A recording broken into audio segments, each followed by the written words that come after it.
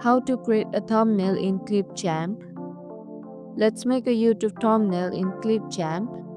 Start by clicking create a new video. Now change the aspect ratio to 6:9, the standard size for YouTube thumbnail. Next, let's add your background. You can upload an image, use stock footage, or click content library background to grab a solid color. Click text on the left and choose something bold, like bold heading or impact.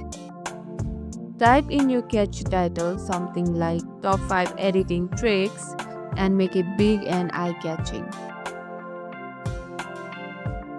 Customize your text color, add drop shadows, and play with fun stickers or emoji using the Content Library tab.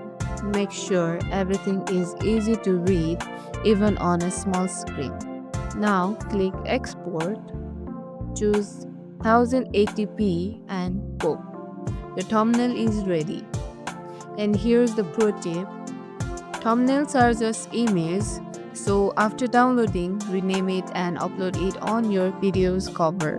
If this was helpful, don't forget to like, subscribe, and hit the bell icon for more fast tutorials.